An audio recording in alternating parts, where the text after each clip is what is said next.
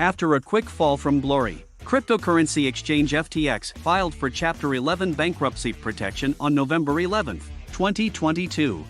In a couple of days, the company's value plummeted from $32 billion to bankruptcy, bringing founder and CEO Sam Fried's billion net worth to almost nothing. Before we continue, subscribe to our channel for more crypto updates. In an interview with New York Times columnist Andrew Ross Sorkin on NOV 30th at the DealBook Summit, Bankman Fried claimed to have roughly $100,000 in his bank account. The unstable cryptocurrency market was shaken by the demise of FTX. It lost billions in value and fell below $1 trillion. The fallout from FTX's abrupt slide and collapse will probably have an effect on cryptocurrencies for a very long time to come and may even cause wider market declines.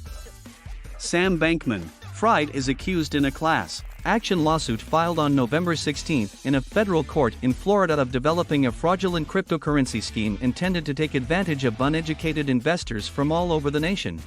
Other famous people who allegedly assisted Bankman Fried in carrying out the scheme are listed in the case, including Steph Curry, Shaquille O'Neal, Shohei Ohtani, Naomi Osaka, Larry David, and Kevin O'Leary. Bankman Fried has hired white-collar criminal attorney Mark S. Cohen, a partner at Cohen & Amp, Gresser, a former federal prosecutor, and a member of the legal team for convicted sex trafficker Ghislaine Maxwell, as their counsel. This hiring was made on December 6. Caroline Ellison, the former CEO of the FTX-affiliated Alameda Research, has retained the legal services of Washington-based Wilmer Cutler Pickering Hale and Dorr. The U.S. House Financial Services Committee announced that it will hold a hearing on the FTX collapse in December 2022. When Bankman Fried founded FTX at the age of just 28, it quickly rose to prominence as one of the biggest cryptocurrency exchanges, with a $32 billion valuation. Bankman Fried employed aggressive marketing techniques, such as a Super Bowl advertising campaign and the acquisition of naming rights to the Miami Heat basketball team's arena. He rose to prominence through his political contributions and lobbying, as well as his endeavor to advance the Bitcoin market more broadly. Early in 2022, when values plummeted, he handled transactions worth around $1 billion to support cryptocurrency businesses that were suffering as a result of falling token prices. What became of FTX? The demise of FTX happened over a 10-day span in November 2022. The issue was sparked by a CoinDesk report from November 2 that showed Alameda Research, the quant trading company also run by Bankman Fried, with a $5 billion position in FTT, the FTX native token. According to the study, Alameda had its investment base in FTT, the token that its sister business had created, rather than in fiat money or any type of cryptocurrency. The largest cryptocurrency exchange in the world, Binance, said on November 6 that it would sell all of its holdings of FTT tokens, or around 23 million tokens worth $529 million. Following the collapse of the Terra Luna cryptocurrency token earlier in 2022, Binance CEO Changpeng Zhao claimed that risk management was the basis for the decision to liquidate the exchange's FTT stake. The following day, FTX was going through a liquidity crisis. Bankman Fried made an effort to reassure FTX investors that their assets were secure, but in the days following the CoinDesk revelation, consumers demanded withdrawals totaling $6 billion.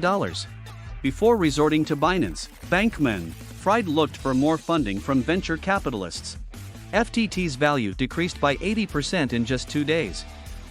The world's largest cryptocurrency exchange, Binance, effectively bailed out its close rival by purchasing the non-U.S. business of FTX for an undisclosed sum on NOV 8th when it said it had struck a non-binding agreement to do so. The promise of a rescue was only temporary, as Binance withdrew from the agreement the following day. The exchange said on NOV 9th that it would abandon the FTX acquisition after corporate due diligence revealed concerns regarding, among other things, the improper handling of customer assets. Following reports that Bankman Fried was looking for up to $8 billion in capital to save the exchange, the Bahamas Securities Commission froze the assets of FTX Digital Markets, FTX's Bahamian affiliate. On November 10, the California Department of Financial Protection and Innovation disclosed that an inquiry into FTX had begun the same day. On Twitter, Bankman Fried acknowledged the liquidity situation and apologized for FTX's non-U.S. exchange's inability to meet consumer demand. According to Bankman Fried, FTX calculated leverage and liquidity incorrectly as a result of bad internal labeling. He stated that Alameda would stop trading in the same post. On November 11, Bankman Fried resigned as CEO of FTX and was succeeded by John J. Ray III, who had previously guided the energy trading company Enron through bankruptcy procedures. The same day, FTX revealed that around 130 other associated firms were also involved in the proceedings when it filed for Chapter 11 bankruptcy protection. According to the bankruptcy documents, FTX has assets between $10 billion and $50 billion and liabilities between $10 billion and $50 billion. Within hours after declaring bankruptcy, FTX claimed it had been the target of unauthorized transactions and that, for security reasons, it would shift its digital assets to cold storage. According to researchers from outside companies, the alleged attack may have resulted in the theft of $477 million from FTX. On November 18, the Securities Commission of the Bahamas, SCB, assumed custody over the digital currency holdings of the defunct exchange FTX. To protect creditors, the SCB claimed it gave Bankman Fried the order to transfer cryptocurrency holdings to the regulator's wallet. As a cryptocurrency exchange, FTX's future is in grave danger.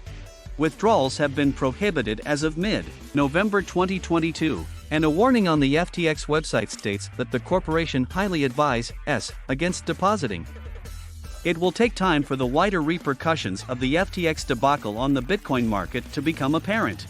Investors may become even more hesitant as a result of FTX, the biggest collapse in the brief history of cryptocurrencies, who are already worried due to worries about stability and security. Customers using the FTX platform might be unable to get their assets back, which could lead to legal action. The failure of FTX may prompt the U.S.